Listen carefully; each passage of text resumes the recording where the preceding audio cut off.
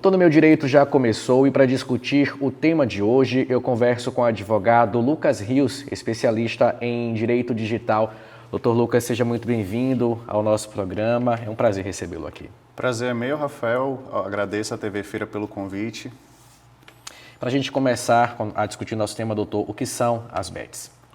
As bets, elas são geralmente aplicativos, sites, plataformas, meios em que o consumidor pode acessar virtualmente uma casa de aposta, seja ela na modalidade de apostas sobre eventos esportivos, eventos preditivos ou até mesmo cassinos online.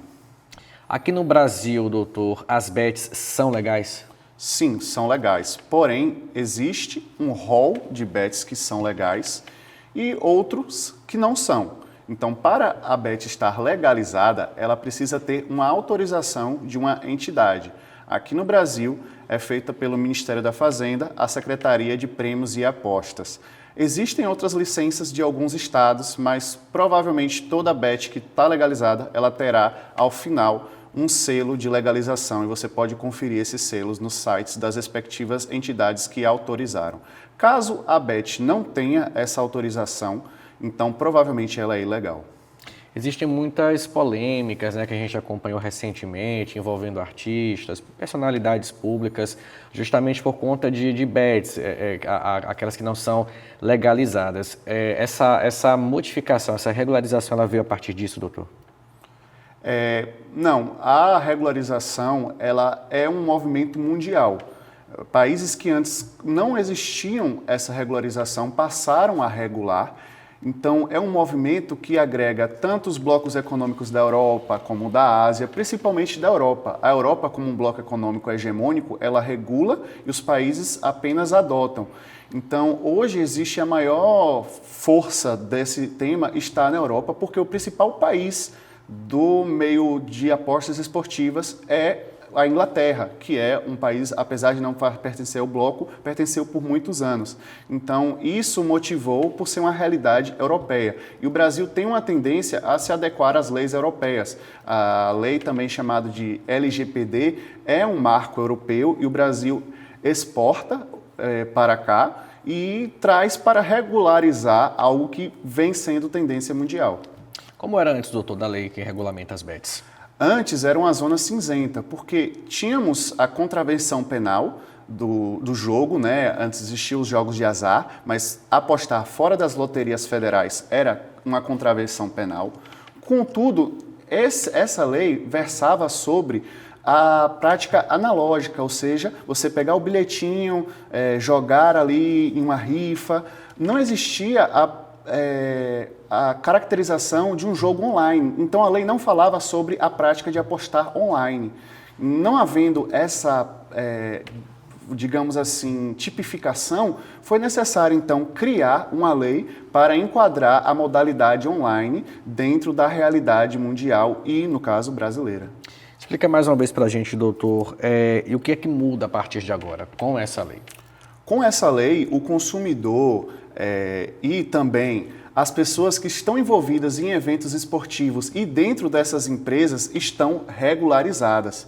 O consumidor tem agora direitos perante essas casas de aposta, então eles podem ir até a Justiça, eles podem ir até o PROCON, eles podem ir até órgãos de defesa do consumidor.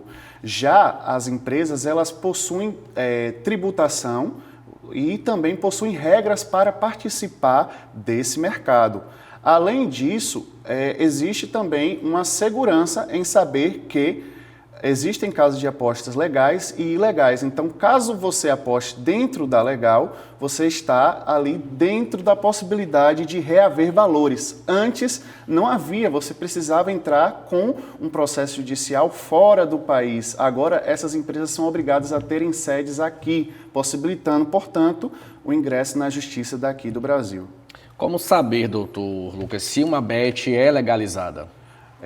Existem a divulgação de listas das bets regulares.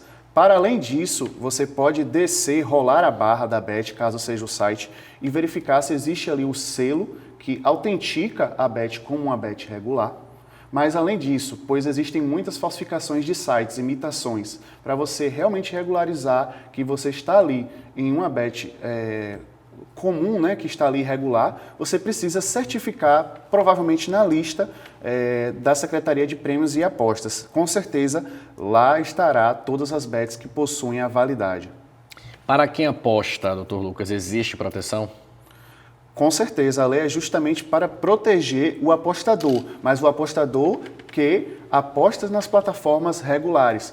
Na minha prática como advogado, o que eu percebo, muitas pessoas elas preferem as que não estão regulares porque elas pagam mais. Mas por que elas pagam mais? Porque elas não pagam imposto, porque elas não pagam processos judiciais no Brasil. Então, o custo da operação dessas empresas é menor. Por consequência, elas podem atribuir valores de aposta maiores para o apostador. Então, ele acaba se atraindo por esse risco e acaba que aposta nessas casas de aposta que não estão ali regulares. E quando vêm até mim, quando chegam ao meu escritório, eles tomam dimensão que na verdade nada pode ser feito, ou na verdade pode ser feito sim, só que fora do país, e eles não querem arcar com o custo de jogar um processo fora do país. Então é um banho de água fria na realidade de quem aposta nas casas de aposta ilegais. Já você que aposta nas casas de apostas legais, você tem todos os direitos do direito do consumidor e todos os direitos também dos as leis e códigos que estão hoje no Brasil o protegem, além do direito do consumidor dentro das casas de aposta, ou seja, a preservação de dados, prevenção de lavagem de dinheiro, ou seja, uma proteção tanto para o país quanto para os apostadores.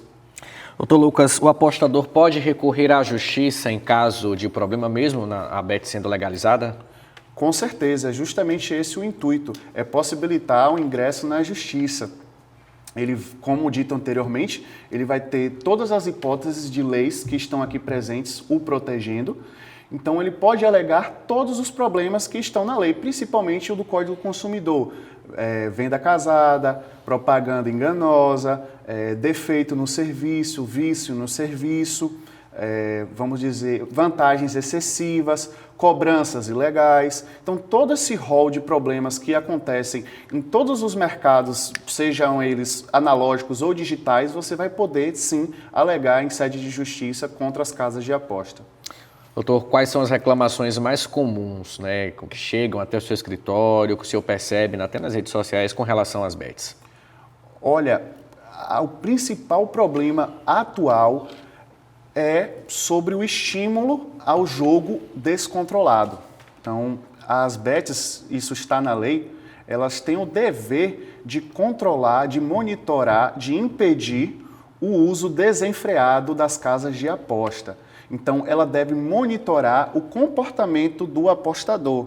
Então, vamos dizer assim, se em abril ele fez 50 apostas e em maio ele começou a passar a utilizar por 150 vezes, houve uma triplificação do número de apostas. Então, a Bet já deveria pelo menos reduzir o tempo de apostas dele, limitar ou avisá-lo. A grande maioria das casas de apostas não estão fazendo qualquer tipo de restrição, mesmo percebendo o vício.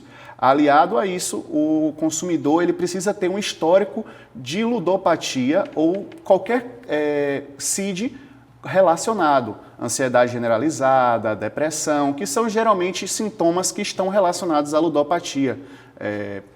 Esses elementos juntos com esse aumento no nível de apostas vai conseguir dar robustez para que ele prove que a casa de apostas deveria ter expulsado aquele consumidor a partir do momento que percebeu um aumento no nível de apostas. Além desses casos, o grande número de reclamações vem sendo de propagandas abusivas, ou seja, as casas de apostas entregam bônus. Contudo, para você conseguir sacar esses bônus, você precisa fazer uma série de situações que às vezes são impossíveis. Ou seja, você tem que ganhar 50 apostas antes de sacar. Você recebe R$100 e você tem que transformar aqueles R$100 em 50 apostas. Ou seja, para uma pessoa que não tem controle ou até uma pessoa que vai dividir R$2 para dar, né, cada 50 vezes 2 dá 100, então ele teria que dividir em apostas de R$2. Ou seja, o que é isso? É estimular o vício.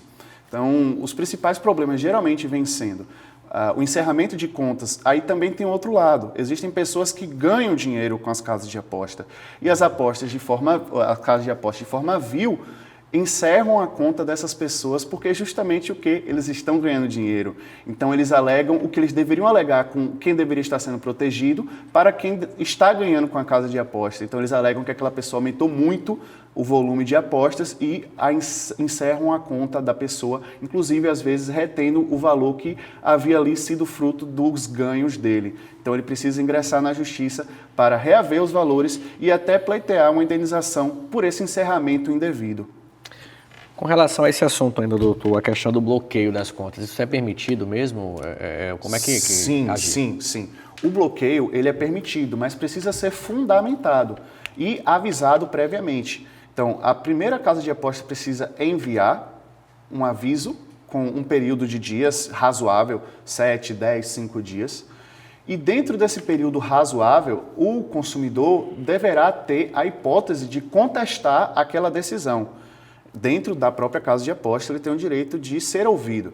Caso a casa de aposta, mediante a reclamação do consumidor, ainda assim perceba que é um caso de exclusão da conta, ela o fará. E aí cabe ao consumidor analisar, ser justo, ser equilibrado, se a exclusão foi justa ou não. Então, se a casa de aposta perceber que há um aumento nas apostas, há um aumento no volume financeiro que aquele apostador vem praticando, ela tem sim o dever, o direito de encerrar aquela conta. Também existe um encerramento de conta caso ela perceba que aquela pessoa não disse a verdade ao realizar o cadastro. As casas de aposta, ela deve realizar, assim como a lei FELCA, que a gente conhece como a lei que protege, o ECA digital, né, que protege as crianças, a casa de aposta ela precisa verificar a idade do consumidor. Então, muitos mentem ao cadastrar nas casas de aposta e caso a casa perceba que houve ali uma mentira ao realizar o cadastro, ela também pode encerrar a conta.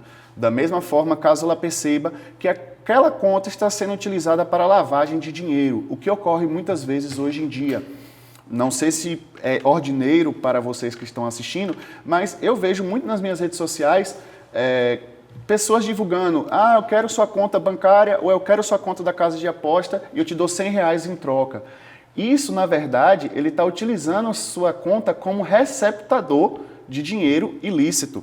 Então, ele vai ali utilizar a sua conta para ganhar dinheiro, vai sacar. Além disso, isso vai estar no seu imposto de renda, porque se a casa for legal, ela faz uma transmissão para o governo. Então, o governo sabe daquele lucro que você obteve. Só que a pessoa que vai receber realmente é a pessoa que você emprestou a conta e você só vai receber ali o depósito inicial que ele prometeu para você. Você vai ficar com todo o prejuízo, além de que pode ser sim acusado por lavagem de dinheiro. Então, muito cuidado ao emprestar sua conta, seja ela bancária ou de casa de apostas, qualquer nível de conta em meio, pois pode sim estar sendo fruto de uso indevido. Como é que funciona a tributação de ganhos, doutor? Existe uma tributação para a própria casa de aposta, ou seja, a casa de aposta tem a tributação feita em fonte, a partir do momento que ela declara os lucros e ela tem ali um controle do COAF, ela também tem um controle da SPA, que eu falei que é a Secretaria de Prêmios e Apostas, ela tem uma tributação, eu posso estar errado, mas eu acredito que são 15% do valor do lucro total, né, da operação. E a pessoa física, ela também tem uma tributação sobre os lucros. Ela não vai ser tributada sobre as perdas, obviamente, não é sobre o depósito, é sobre o que ela ganha na aposta. E a casa de aposta, ao final do ano fiscal, ele vai emitir uma declaração de todos os lucros mês a mês ou anual. E aí você vai ter o dever de colocar isso na receita, no seu imposto de renda. Caso não coloque, você sabe que pode haver o cruzamento de dados e houver a omissão, você cair na malha fina. Quando a casa de aposta é fora do país, não há esse cruzamento de dados, pois, obviamente, não existe uma central, um controle do COAF, um controle da SPA, mas existe, sim, um monitoramento bancário aqui no Brasil. Então, apesar de ser fora do país, existe também um dever de declaração no imposto de renda de lucros de casas de aposta que não estão aqui sediadas. Caso você não declare, você pode, sim, também cair na malha fina, ser mordida pelo leão. Doutor Lucas, e os influenciadores digitais, eles podem ser responsabilizados por propaganda enganosa? É um tema bastante polêmico, pois quando a gente trata de artistas, de pessoas famosas, antes da realidade do digital, a gente tinha que essas pessoas elas não eram responsáveis pelos produtos que divulgavam. Então, quando um ator global, quando uma pessoa de grande reputação utilizava da sua imagem para promover um produto, era considerado que ele fez um contrato publicitário e nada tinha a ver com os efeitos, a qualidade daquele produto. Contudo, com o avançar das mídias e hoje existindo a internet e também existindo esses ilícitos digitais, inclusive influenciadores hoje passam a ser donos das próprias marcas e divulgá-las, houve uma moderação nessa responsabilização. Agora, os influenciadores passaram, em alguns casos, diante da dosimetria do juiz, o juiz analisando ali, a ser responsáveis, principalmente em casos de propaganda enganosas e em casos de divulgação de produtos que não estejam legalizados aqui no Brasil.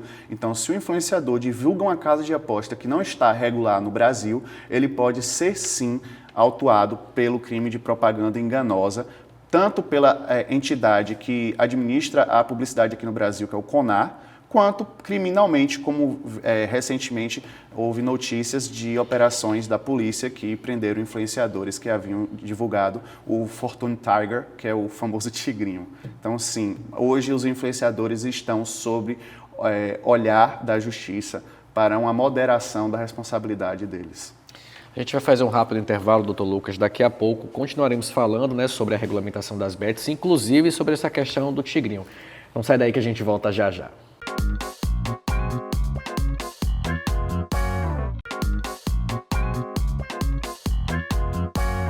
O Tô no Meu Direito já está de volta. A gente está falando sobre regulamentação das bets. Quem está comigo aqui no estúdio é o advogado Lucas Rios, especialista em direito digital. Doutor, falando sobre tigrinho, a gente comentou no bloco anterior, o senhor comentou um pouquinho, mas há uma curiosidade. Ele entra também nessa regulamentação? Qual a diferença do tigrinho para os demais jogos? Todos os jogos que são considerados online e têm o intuito de apostar, eles são chamados de iGaming ou e-game, certo? Mas dentro desse rol existe diferenciações e classificações. O tigrinho ele está mais para um cassino online do que uma aposta esportiva ou uma aposta preditiva. E, inicialmente, a lei que regula as bets, ela trouxe as apostas de cota fixa, que iriam ali regular as apostas esportivas e eventos diversos, até mesmo preditivos. Contudo, com a realidade do Brasil, percebendo que o brasileiro gostava muito de apostar justamente nesses cassinos e principalmente no que conhecemos como tigrinho, houve posteriormente uma edição por meio de portaria que regularizou os cassinos online juntamente com a lei de apostas esportivas. Contudo, o que se vê na prática é que essas apostas de forma de cassino ainda não estão 100% regulares, ou seja, apesar de estarem legalizadas, elas não se adequaram ao que está a lei. Por exemplo, quando você aposta em um evento esportivo, você tem uma cota fixa. Então, se eu apostar que o meu time do coração vai vencer hoje, eu tenho uma média de 1,5 para cada valor que eu aposte. Então, se eu apostar R$10, eu recebo 15. No cassino, eu não tenho esse valor de imediato, porque é um evento aleatório. Não é um evento que eu controlo, é um evento que a própria empresa controla por meio de um sistema que eles adotam, que é considerado como aleatório. Contudo, eu não tenho a certeza de quanto eu vou ganhar ao final. O que a lei diz? Que a empresa precisa tabelar todas as possibilidades, tanto do mínimo quanto para o máximo. E muitas dessas empresas não fazem essa tabelação de odds, que é como a gente diz, as probabilidades de ganho. Probabilidade de ganho financeiro, no caso, não é probabilidade de ganho sobre o evento. Então, eles ainda estão irregulares, apesar de, sim, serem legais, mas precisam se adequar à lei brasileira. Doutor, a publicidade das bets, ela pode sofrer restrições? Pode não, elas já existem restrições quanto à publicidade e existem projetos de lei que visam restringir ainda mais. Quais são as restrições atuais sobre as casas de aposta em grandes mídias ou até em mídias analógicas? As casas de apostas, elas não devem utilizar da sensação de que existe ali um proveito econômico garantido, que pode ser uma fonte de renda, que pode sim ser um emprego. Esse é o primeiro ponto de vedação das propagandas sobre casas de aposta. O segundo ponto é sobre a questão de ser algo normal, de algo que traga um bem-estar, que traga sucesso para a vida da pessoa, que você pode ser famoso com isso. Então, esse é o segundo ponto. Terceiro ponto, a publicidade não pode ser direcionada para o público infanto-juvenil, ou seja, deve ser uma publicidade clara, extensiva, que ali haverá um público específico 18+. Então, existem essas 3 regras hoje na lei. Além dessas regras, estão querendo proibir a utilização de propaganda em estádios, em equipamentos esportivos e em TV. Já existem propostas mais moderadas que irão permitir a utilização em estádios e vestimentas, contudo, não poderá utilizar em TV em determinados horários ou não poderá utilizar de artistas para promover a casa de aposta. Então, a lei fala sobre aquilo anteriormente dito, contudo, existem projetos de leis que podem moderar ainda mais a publicidade nesse campo. Doutor, agora a gente vai para o nosso quadro Direito do Cidadão. Pergunta na tela: posso processar uma bet que não libera o meu saque? Com certeza. É o enriquecimento ilícito, né? Você ganhou algo e a bet está enriquecendo com o seu ganho. Então, é um dos meios mais divulgados de possibilidade de ingressar na justiça contra uma casa de aposta. Com certeza, é todo o direito de ingressar na justiça contra esse caso. Outra pergunta: se eu ganhar dinheiro com bet, preciso declarar imposto? Já respondemos essa aqui, mas sim, você precisa. Lógico, você vai conseguir fazer um balanço entre as perdas e os ganhos. A própria casa de aposta, ela emite ao final do ano fiscal justamente esse documento e aí você vai ter uma facilidade muito maior de declarar no seu imposto de renda. Outra pergunta de cidadãos no nosso quadro: é crime divulgar plataforma ilegal, obviamente, né, doutor? Sim, com certeza é crime divulgar plataforma ilegal, é uma propaganda enganosa e a depender do nível de envolvimento que você tenha com essa plataforma.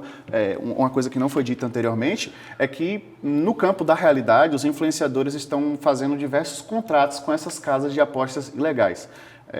Tem um contrato de pura e estrita publicidade, ou seja, ele só está emprestando a imagem dele para divulgar a casa de aposta ilegal, mas tem os casos que os influenciadores são comissionados, ou seja, eles ganham em cima tanto da possibilidade de novos cadastros, quanto em cima das perdas da pessoa que clicou pelo link do influenciador. Então, quando ele é um comissionado, ele tem um envolvimento direto nos lucros, e aí já deixa de ser propaganda enganosa. Ele pode ser enquadrado no crime de lavagem de dinheiro, pode haver ali uma formação de quadrilha, uma série de tipificações penais diferentes do que a propaganda enganosa para aquele que só empresta o seu rosto.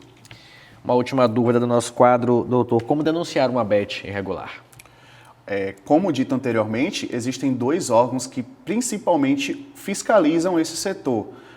A SPA, que é a Secretaria de Prêmios e Apostas, e o COAF, que é um órgão financeiro aqui no Brasil, que vai regular essa questão da lavagem de dinheiro. Então, nos meios de ouvidoria, de contatos dessas 2 instituições, você poderá sim denunciar. E aí entra um ponto interessante. Apesar de existirem diversas casas de aposta ilegais ao redor do mundo, o Brasil, a capacidade do Brasil de controlar o acesso é muito difícil, porque é como se fosse uma erva daninha, algo que cresce e você não tem controle. Então, podar todos esses acessos é muito difícil, porque todo dia está surgindo uma nova em um lugar diferente do mundo. Então, o Brasil não vai ter um controle exato de todas as casas de aposta. Então, é necessário também existir uma educação comunitária, uma educação global, nacional, sobre o uso responsável dessas casas de aposta. Doutor, para a gente finalizar, o senhor acredita, na sua avaliação como profissional que atua nessa área do direito digital, o senhor acredita que essa regulamentação foi suficiente?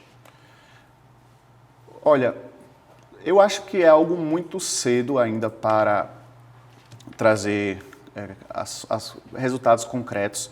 Contudo, eu penso da seguinte forma: é melhor regular do que deixar como estava. Porque, como dito anteriormente, o Brasil ou o país nenhum tem a capacidade de banir do seu país todas as casas de aposta. É algo impraticável. Então, e além disso, o consumidor pode utilizar de meios para burlar os bloqueios da Anatel e de outros órgãos que fazem esse controle de acesso aqui no Brasil, como o uso do VPN.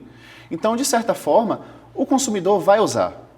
Independente de ser legal ou ilegal, o consumidor existem meios para ele burlar, existem meios para ele acessar. Se ele vai usar, nada mais justo que o Brasil ganhe com essas casas de aposta, por meio da tributação, o Brasil ganhe com essas casas de aposta estando sediadas aqui no Brasil, gerando empregos para o funcionamento delas.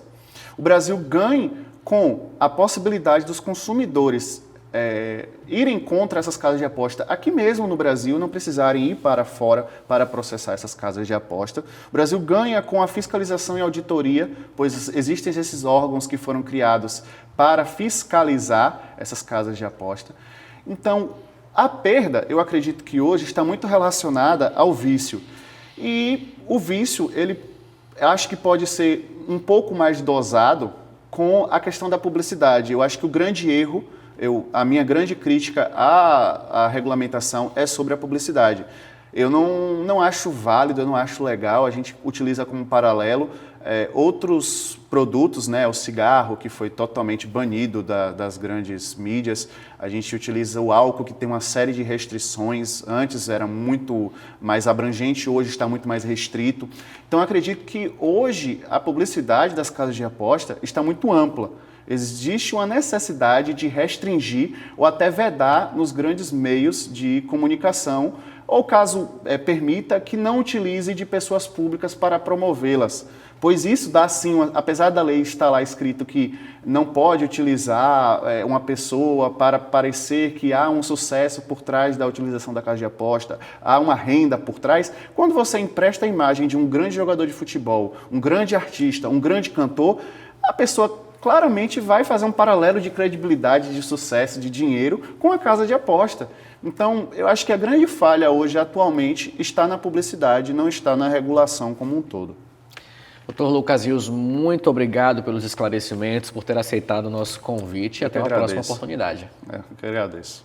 O nosso programa fica por aqui. Você pode rever este episódio do Tô no Meu Direito na quinta-feira, aqui na TV Feira, canal 2.1. Até mais!